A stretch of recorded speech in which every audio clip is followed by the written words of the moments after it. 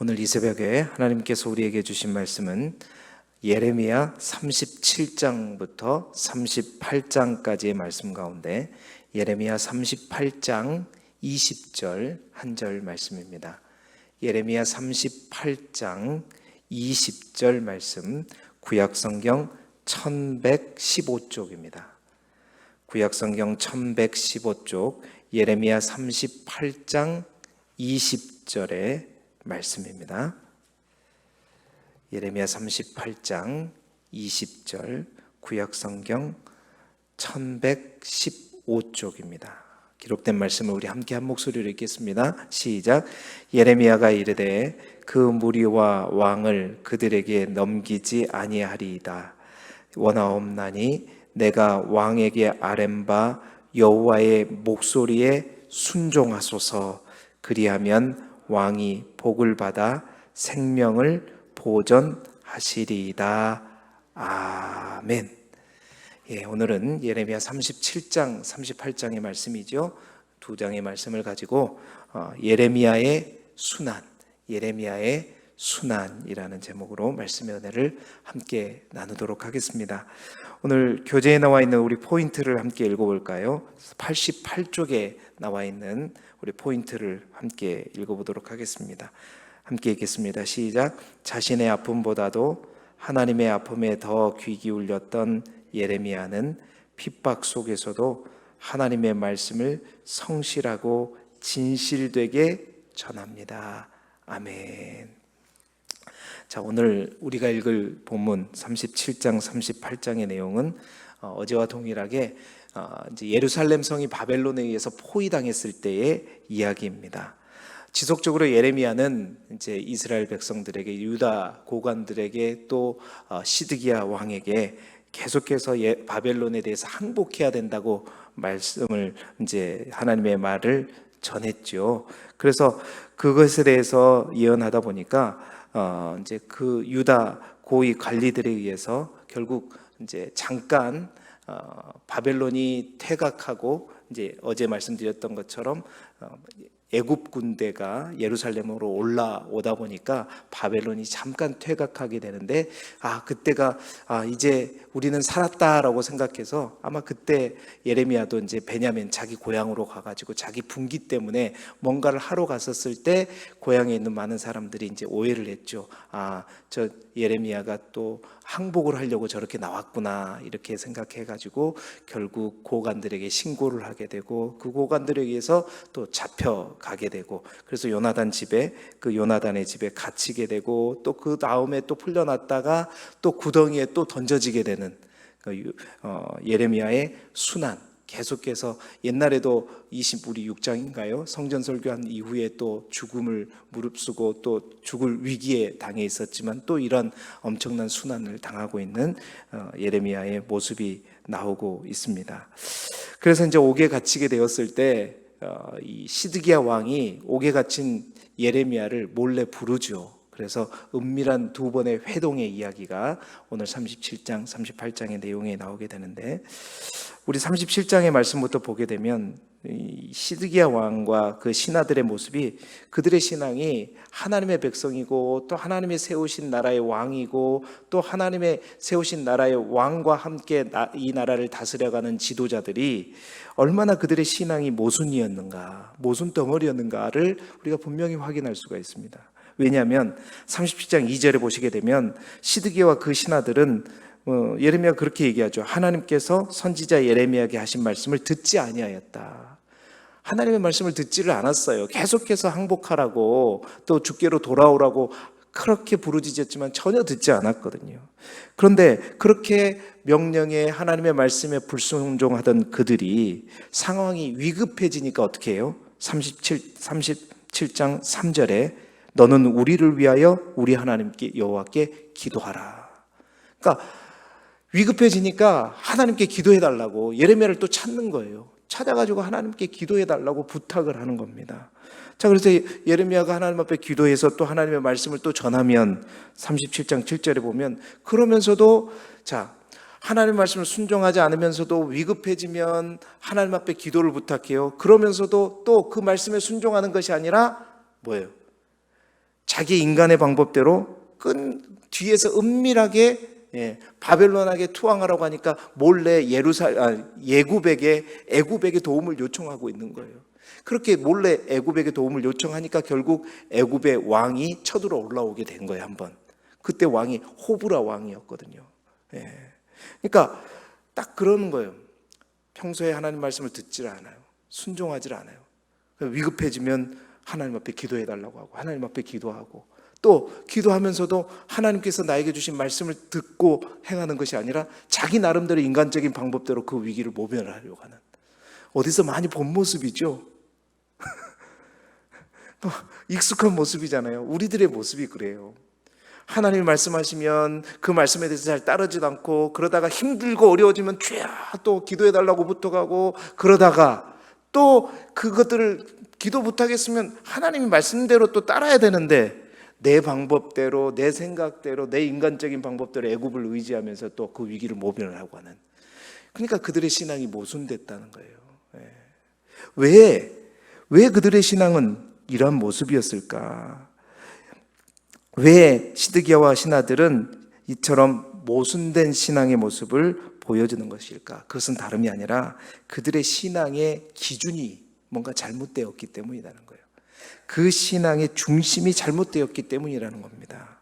오늘 우리가 말씀을 통해서 우리의 신앙의 기준이 뭐가 돼야 되는가? 우리의 신앙에 있어서 우선순위가 뭔가? 우리가 너무나도 잘 아는 얘기지만 오늘 말씀을 통해서 다시 한번 우리 신앙생활의 기준을 다시 한번 점검해 보는 이 아침이 되기를 소망합니다. 첫 번째, 우리의 신앙의 우선 기준이 뭐가 돼야 되느냐? 사람이 아니라 하나님을 두려워해야 된다는 거예요. 사람이 중심이 아니라 하나님이 중심이 되어야 된다는 것입니다. 여러분, 시드기야가 믿음이 없는 것 같지는 않아요. 오늘 여러분 말씀을 읽어보시게 되면 시드기야가, 왜냐하면 은밀하게 예레미야를 부르거든요. 그래서 뭐예요? 예레미야에게 하나님의 뜻이 어디 있느냐 물어봐요. 뿐만 아니라 예레미야를 구출해주고 또 도와줍니다. 구덩이에서 건져주는 것도 또한 시드기야예요. 그래서 우리가 가만히 보게 되면, 야, 시드기야가 예레미야 말을 듣고 싶었겠다, 듣고 싶어 하는 것 같다라는 생각을 우리가 추측하게 될 만큼 그에게 믿음이 있었고 하나님의 말씀에 대한 관심도 있었다는 겁니다. 그런데 그가 흔들리고 고민되면서 그 말씀에 순종하지 못했던 이유는 뭐냐? 그가 이 첫 번째 기준이 틀어져 있었기 때문이었어요. 그러니까 우리 옛날에 말씀 볼 때 이 다윗 시대 때 사울이 그랬잖아요. 그거는 이제 자존감이 없어가지고 자격지심 때문에 항상 다윗은 하나님을 바라보고 하나님을 의지했지만 사울은 어떻게 해요? 사람을 의식했잖아요. 똑같습니다. 시드기야도 마찬가지예요. 시드기야가 어떻게 왕이 됐죠? 37장 1절에 보면 바벨론을 정말로 싫어했던 여호야긴, 고니야, 자신의 조카 대신 누가 시드기야를 왕으로 세워졌냐면 바벨론이 왕으로 세워졌거든요. 그렇다면 바벨론을 잘 섬겨야 될 텐데 시드기야가 그러지 못했던 이유가 있었어요. 그 참모들이 이 남유다의 모든 고관들, 그 신하들이 대부분 주류가 뭐였냐면 바벨론을 싫어했단 말이에요. 모두가 다 친애굽 성향적 그런 성향을 가지고 있었기 때문에 그 모든 대신들이 다 애굽만을 의지하고 바라보는 사람들이었단 말이에요. 그러니까 자기가 바벨론이 왕으로 세워졌지만 마음껏 바벨론에서 항복하지 못하고 투항하지 못했던 이유는 항상 그들의 눈치를 봤어요. 그들이 뭐라 하는가. 여러분, 이러한 시드기야의 모습을 우리가 확인할 수 있는 것이 뭐냐면, 그들이 그 시드기야가 얼마나 그들을 두려워하고 의식했는지를 우리가 볼 수 있는 게 37장 17절에 보게 되면, 첫 번째 예레미야가 요나단의 집에 갇혀 있을 때 신하를 보내 갖고 예레미야를 부릅니다. 불렀을 때 뭐라고 얘기하냐면 37장 17절에 보십시오. 시드기야 왕이 사람을 보내어 그를 이끌어내고 왕궁에서 그에게 어떻게 물었다고 얘기하죠? 비밀이 물었다. 왜 비밀이 물었겠어요? 왕인데, 한 나라를 다스리는 왕이 누구 눈치를 보고 있다고. 근데 비밀한 이유는 그 대신들 때문이었습니다. 고관들이 이 사실을 알면, 예레미야는 분명히 뭔 이야기를 하고 다니는 사람이에요? 바벨론에 항복해라. 우리가 두 손 들고 나아가야 된다. 그 말을 하고 있는 예레미야를 만났다. 이게 들키면 안 되기 때문에 비밀이 물었던 겁니다. 뿐만 아니라 또 두 번째 예레미야를 불렀을 때도 마찬가지예요. 38장 16절에 보세요. 시드기야 왕이 어떻게 비밀이 예레미야에게 맹세하여 이르되, 항상 몰래 다른 사람 눈치를 딱 보고 다른 사람이 보지 않는 가운데 조용히 예레미야를 불러서 하나님의 뜻이 어디에 있느냐, 나에게 다시 한번 말해봐라, 다시 한번 기도해봐라, 하나님이 뭐라 그러더냐.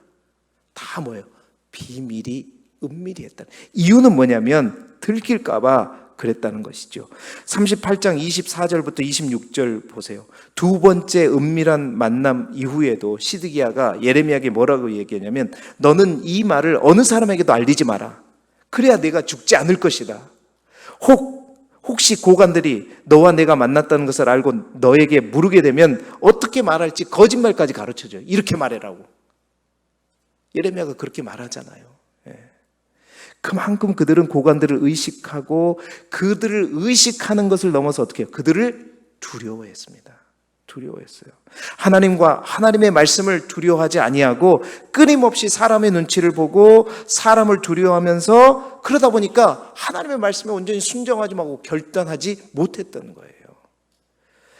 자, 뿐만 아니라 38장 5절에 보세요. 예레미야의 말에 일부 고관들, 그러니까 친애굽적 성향을 가진 고관들이 예레미야 이거 안 되겠다, 예레미야 죽여야 되겠다 하고 예레미야의 처형을 요구할 때 시드기야 왕 앞에 가서, 왕이시여 이 예레미야 죽여야 되겠습니다 할 때 38장 5절에도 보세요. 시드기야는 뭐래요? 아닌 듯 긴 듯 어정쩡하면서 책임을 회피하면서 내가 무슨 힘이 있냐, 니들 알아서 해라, 뭐 이런 식으로 얘기하죠. 왜 그래요? 그들이 들어왔겠죠. 꼭 빌라도처럼 그러잖아요. 뿐만 아닙니다. 두 번째 만남에서 예레미야가 항복하지 않으면 예루살렘이 불타고 망하게 될 것입니다 할 때 그가 이렇게 핑계합니다. 38장 19절에도 보세요. 시드기야가 예레미야에게 이렇게 말하죠. 나는 갈대아인에게 항복한 유다인들을 두려워하노라. 염려하건대 내가 항복하면 그들이 나를 조롱할까 하노라. 또 지금 두려워하는 대상이 또 있어요. 내가 항복하게 되어갖고 바벨론에 끌려가게 되면 먼저 바벨론에 가 있는 유다인들, 그 사람들이 난 두렵다. 그 사람들이 염려스럽다. 그 사람들이 나를 야 왕이 돼가지고 뭐 이랬냐 저랬냐 조롱하고 할까봐. 그러니까 여기서는 여기가 두려워서 얘기 모아두고 또 저쪽으로 가게 되면 저쪽에 가 있는 사람들이 두려워서, 그러니까 항상 그는 사람을 의식했단 말이에요. 하나님의 뜻과 하나님의 말씀에는 안중에도 없다 보니까 사람을 의식하다 보니까 하나님의 뜻이 들리지를 않았다는 것입니다. 여러분, 이 아침에 우리 스스로를 점검해 보시길 바랍니다. 우리는 신앙생활하면서, 믿음 생활하면서 누구를 두려워하고 누구를 염려하고 또한 누구를 의식하고 누구의 눈치를 보고 있는가. 정말로 올바른 기준을 가져라. 올바른 기준이 아니라 사람을 두려워할 것이 아니라 누구를 두려워해야 돼요? 하나님을 두려워해야 돼요. 여러분, 정말 이 뭐 교회라는 공동체, 믿음의 공동체 리더자로 서는 거 사실 어렵습니다. 굉장히 두렵고 떨리는 거예요. 정말 공동체가 있기 때문에 리더자가 있는 거잖아요. 여러분이 있기 때문에 목회자가 있는 건데 제가 여러분들을 의식하지 않을 수가 없어요. 여러분 한 사람 한 사람의 말을 어떻게 묵살해요? 다 무시할 수는 없습니다. 의식은 해야 되죠. 그러나 분명한 것은 그렇다고 해서 두려워하지는 말아야 되겠다. 두려워하지는 말아야 되겠다. 하나님의 일들을 하면서, 정말 목회를 하면서 한 사람 한 사람의 소리에 의식하고 듣고 경청해야 되지만 그걸로 인해서 휩쓸리지는 않아야 되겠다. 그것보다 우선되는 게 뭐예요? 하나님의 뜻이고 하나님의 말씀이어야 되겠다. 그래서 사람이 나를 대해서 어떻게 평가하느냐, 사람이 나에게 뭐를 지적하느냐, 무슨 말을 하느냐, 끊임없이 그걸 쫓아가다 보면 하나님의 목소리가 안 들려요. 하나님의 뜻을 못 쫓아간단 말입니다. 여러분, 지도자뿐만 아니라 여러분들도 마찬가지예요. 여러분이 그리스도인이라는 이유로 여러분을 눈여겨보고 있는 사람들이 얼마나 많습니까? 그 사람들을 의식하고 그 사람들의 말을 의식하다 보면 계속 그 사람들에게 보이기 위한 신앙이 되고, 또 그 사람들에게 뭔가 그 사람들에게 좋은 모습을 보여주려고 하다 보면 거기에서 외식이 나오게 되고 형식이 나오게 되고, 그러면서 하나님 뜻과 멀어지는 거예요. 사랑하는 성도 여러분, 사람의 평가보다 사람의 말보다도 정말로 하나님을 두려워할 줄 알고 하나님의 말씀을 두려워할 줄 아는 저와 여러분이 되기를 주님의 이름으로 축원합니다. 첫 번째 그 기준을 우리가 다시 한번 생각하자. 두 번째는 뭐냐면 내가 원하는 답이 아니라 하나님이 주시는 답을 찾아야 합니다. 항상 우리가 신앙생활할 때 명심해야 될 게 있어요. 기도할 때도 예배 드릴 때도 내가 원하는 답이 아니라 하나님이 주시는 답을 찾아야 된다는 겁니다. 자, 시드기야가 은밀하게 아무도 모르게 예레미야를 불러서 계속해서 물어요. 뭘 그렇게 묻는지 몰라요. 하나님이 이미 말했는데 또 묻고 또 물어요. 37장 17절에 시드기야 왕이 사람을 보내어 그를 이끌어내고 왕궁에서 그에게 비밀이 물어 이르되, 뭐라고 물어요? 여호와께로부터 받은 말씀이 있느냐? 이미 말했는데 또 물어요. 야, 예레미야야, 하나님께서 또 너에게 말씀한 게 있냐? 나한테 좀 말 좀 해봐라. 말 좀 해봐라. 뭘 묻고 있는 걸까요? 자, 두 번째 또 은밀하게 불러서 또 질문합니다. 38장 14절, 시드기야가 사람을 보내서 성전 셋째 문에서 은밀하게 만나서 묻습니다. 내가 내게 한 가지 일을 물으려 하니 한마디도 내게 숨기지 마라. 그러니까 네가 분명히 뭔가를 숨기고 있는 거 아니냐, 나한테. 하나님이 뭔가 나한테 좀 뭘 찾고 있는 거예요 도대체? 시드기야가 찾고 있는 것은 뭡니까? 자기가 원하는 답이었거든요. 이 상황에 자기가 이해되는 말, 나뿐만 아니라 모든 고관들도 수긍할 수 있는 그 하나님의 응답을 찾고 있었어요. 그래서 계속해서 하나님 예레미야를 통해서 말을 했다고 하는데 이 답 말고 내가 원하는 답, 정말 모든 사람들이 수긍할 수 있는 답, 그래서 내가 그 사람들한테 업신여김 받지 않고 그 사람들을 의식하지 않을 만큼 꼭 필요한 그 답, 그것 때문에 계속 부르는 거예요. 만나자고 하는 거예요. 다른 답 없냐? 솔직하게 얘기하라. 분명하게 얘기하라. 하나도 남김없이 얘기하라. 그런데 예레미야 답은 뭐예요? 항상 답은 똑같아요. 여러분, 시드기야만 그랬던 게 아니에요. 그 고관들도 마찬가지입니다.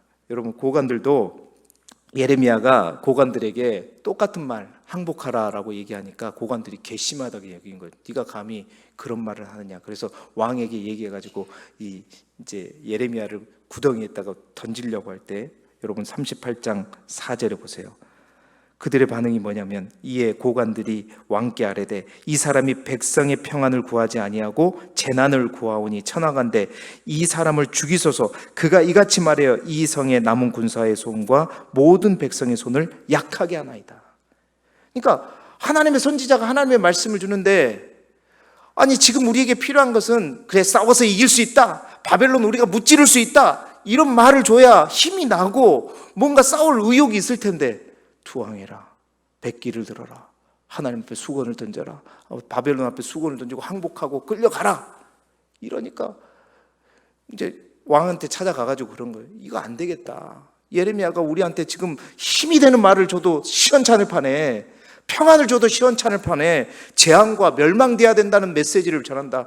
이 죽여야 된다. 그러니까 그들도 뭐예요? 계속해서 원했던 답은 하나님을 의지하고 싶었어요. 하나님의 말씀을 듣고 싶었어요. 하나님 앞에 나아가지 않는 게 문제가 아니라 하나님 앞에 언제나 나가요. 기도합니다. 하나님 앞에 부르짖어요. 근데 항상 원하는 답은 하나님이 주시는 답을 원하는 것이 아니라 내가 원하는 답이 들릴 때까지 기도하는 거예요. 그러니까 내가 원하는 답이 안 들리면 하나님이 나에게 응답하지 않는 걸로. 그러니까 선포된 말이 있었을 때도 항상 하나님은 이미 응답하고 내 기도에 대해서 말씀하시는데도 불구하고 귀가 안 열리는 거예요. 왜? 내 답을 찾으니까. 내가 원하는 답만이 말씀 속에서도 정훈 목사를 통해서 하나님이 주신 말씀이 아니라 내가 은근히 바라고 내가 기대하는 답을 요구하고 그것만 찾고 있어요. 그러니까 오늘도 계속 들어보니까 내가 원하는 답이 없거든. 하나님 오늘 내가 말씀하지 않은가 보다. 이렇단 말이에요. 여러분, 내가 원하는 답이 아니라 하나님이 주시는 답이 정답인 줄 믿습니다. 정말 우리가 그 마음으로 하나님 앞에 기도하고 그 마음으로 하나님 앞에 예배하고 하나님 앞에 나아가야 되는 거예요. 시드기야 그렇게 예레미야가 말씀을 전해도 듣지 않았던 이유는 그의 신앙이, 그의 기도가 항상 그가 원하는 답, 그에게 필요한 답을 찾았기 때문이에요. 여러분, 어린아이들은 누가 제일 중요하죠? 자기가 제일 중요하죠. 여러분, 어른이 될수록 저도 이제 아직 어른이 되려면 여러분에 비해서 아직 멀었지만 사람이 이제 성숙해질수록 어떠냐면 그런 것 같아요. 어떤 삶으로 변화되냐면 내가 다른 사람보다 덜 중요해지는 삶으로 변화되는 것 같아요. 젊었을 때는, 어렸을 때는 내 것밖에 몰라요. 내 뜻밖에. 항상 내 마음대로, 내 뜻대로 돼야 정답인 거고 그렇지 않으면 다 안 돼요. 그런데 나이를 먹어가고 그러면 옛날에 자녀들한테 내 뜻대로 자녀들을 훈계하고 내 뜻대로 안 되면 네 틀렸다고 얘기하는데 어느 순간부터 내가 60이었고 70이면 자녀들의 뜻에 따라서 내 뜻이 따라가잖아요. 그러니까 우리가 성숙하고 나이가 들면 내 뜻을 요구하는 것이 아니라 다른 사람의 뜻을 인정하고 그들을 또 따라가게 되는 그러한 모습으로 우리가 바뀌게 되더라고요. 그러니까 내 귀가 열려요. 내 주장대로 하는 것이 아니라. 여러분, 하나님과의 관계 속에서도 마찬가지입니다. 우리의 믿음이 크고 신앙이 성숙하게 되면 기도도 마찬가지예요. 미숙한 기도는 어린아이처럼 항상 기도는 해요. 하나님 앞에 나오는데 항상 울고 불고 때를 쓰면서 내 뜻을 주장해요. 내가 원하는 뜻이 하나님이 응답할 때까지 울고 불고 기도하죠. 그런데요, 우리가 기도가 달라져 보자. 더 성숙한 기도로 나아가자. 하나님 앞에 내가 원하는 답, 나이가 이해할 수 있는 답이 아니라 하나님이 주시는 답을 정말 온전히 말씀 그대로 받으려면 내가 하나님 앞에 부르짖고도 기도해야 되지만 하나님께서 나에게 들려주시는 음성을 들을 수 있는 귀가 열려야 되는 거죠. 그래서 듣고 내려놓고 그분이 주신 답을 가지고 그 답을 믿음으로 붙잡고 나아가야 된다. 여러분, 우리의 기준이 정말 내가 원하는 답이 아니라 하나님이 주시는 답을 찾고 찾아 나아가는 저와 여러분이 되기를 주님의 이름으로 축원합니다. 세 번째로 우리의 기준을 점검할 내용이 뭐냐? 신앙이 아니라 신앙 생활입니다. 신앙이 아니라 신앙생활이라는 거예요. 여러분, 무슨 뜻인지 알겠죠? 마지막으로 시드기야의 모습을 보면서 아쉬운 점이 뭐냐면 서두에도 말씀드렸지만 그가 믿음이 없었던 게 아니었습니다. 신앙이 없었던 게 아니에요. 하나님의 말씀을 들으려고 했고 그 말씀을 깨달으려고 노력했고 그 말씀에 관심이 많았고 그래서 은밀하게 위험을 누릅쓰고 예레미야를 2번씩이나 불러가지고 하나님의 뜻을 물었어요. 관심이 많았어요. 자, 보세요. 37장 아까 읽었던 17절에 보면 정말 시드기야의 이 질문은 우리 모두가 신앙생활하면서 반드시 입이 닳도록 해야 될 질문이에요. 그 질문이 뭐냐? 여호와께로부터 받은 말씀이 있느냐? 항상 우리가 신앙생활할 때 이 질문을 해야 돼요. 하나님이 나에게 주신 말씀이 뭔가? 내가 하나님 앞에 오늘 예배할 때 또 말씀을 통독할 때 새벽 말씀을 들을 때 하나님께서 나에게 주시는 말씀이 뭐냐? 나한테 위기가 닥쳐왔을 때 어떤 어려움이 있을 때 지금 하나님께서 나에게 말씀하시는 게 뭐냐? 항상 이런 질문을 해야 된다. 이게 신앙생활에서 반드시 필요한 질문이에요. 여러분, 이 시드기야가 잘못된 게 아닙니다. 이 질문은 우리에게 모두가 필요해요. 그런데 그러니까 항상 우리가 그 말씀을 뭐라고 해요? 쉐마에 선포되는 말씀이 아니라 이런 말씀을 레마의 말씀이라고 해요. 나에게 주시는 나를 향한 하나님의 말씀, 그 말씀을 듣는 게 너무나도 중요합니다. 그런데 그것보다 더 중요한 것은 그 말씀을 잘 묻고 잘 듣고 질문도 하고 다시 묻고 확인도 했어요, 시드기야는. 근데 시드기야의 신앙의 문제가 뭐냐면 그 말씀을 듣고 그 말씀을 현실 사이에서 끊임없이 갈등만 했다는 거예요. 그 말씀을 듣고 고민만 했다는 겁니다. 그래서 하나님과 사람들의 반응 사이에 끊임없이 눈치만 보고 있었다는 거예요. 필요한 건 뭐예요? 참된 믿음은 뭐예요?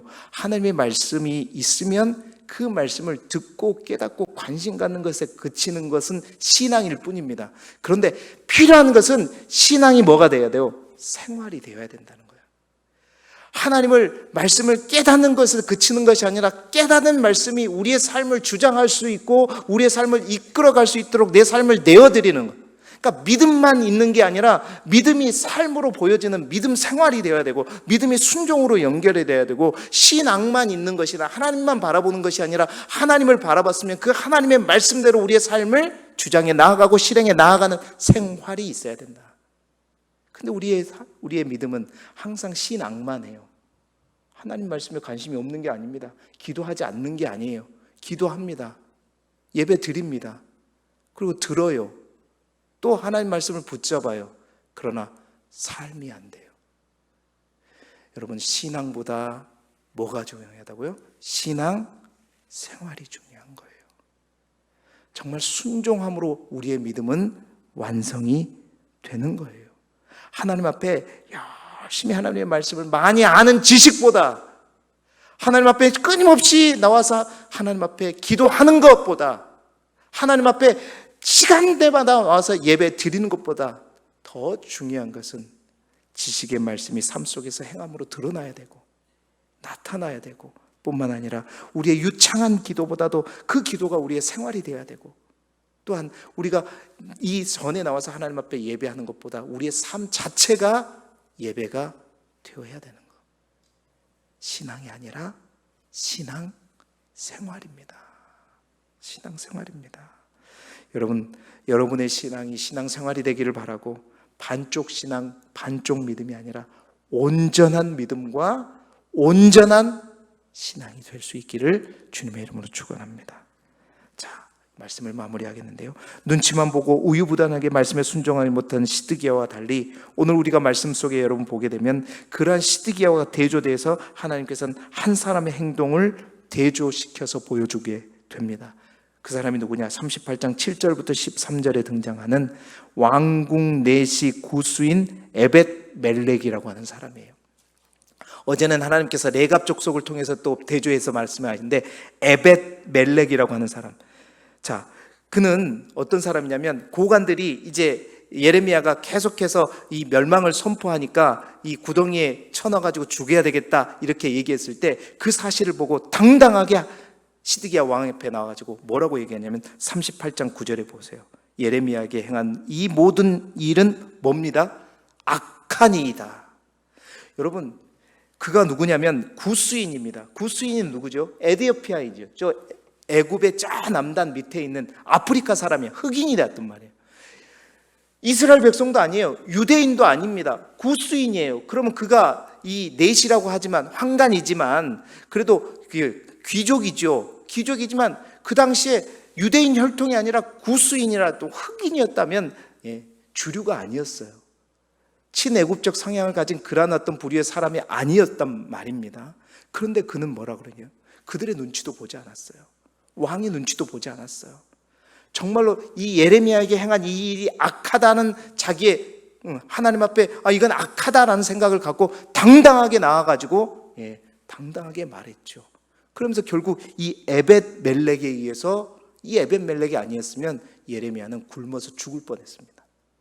그 구덩이로부터 30명의 사람을 데려와가지고 헝겊과 옷을 묶어가지고 끌어내서 예레미야를 구덩이에서 탈출시켜주고 구해준 사람이 에벳 멜렉이다.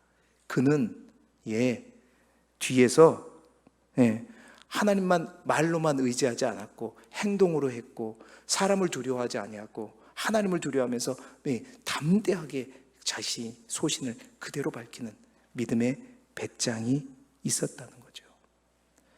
여러분, 이러한 믿음의 배짱이 우리 안에도 있기를 바랍니다.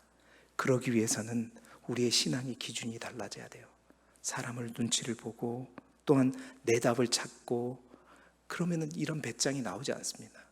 정말 하나님을 두려워할 줄 알고 내 답이 아니라, 내 솔루션이 아니라 하나님이 주신 답이라는 그 확신을 갖고 있게 되면 뭐가 나오냐면 믿음의 배짱이 나와요. 그런데 내가 100시간, 1000시간 연구했고 내 답을 찾으면 누가 그거에 대해서 방해하고 틀리다 그러면 확신이 없어져요. 무너지게 됩니다. 그래서 항상 우리가 그런 마음을 가지고 신앙의 기준을 온전히 함으로 우리의 믿음이 그냥 신앙만이 아니라 신앙 생활로 온전히 드러나서 믿음의 담대함을 가지고 오늘 이 하루도 승리하는 저와 여러분이 되시기를 그리스도 예수 이름으로 축복합니다.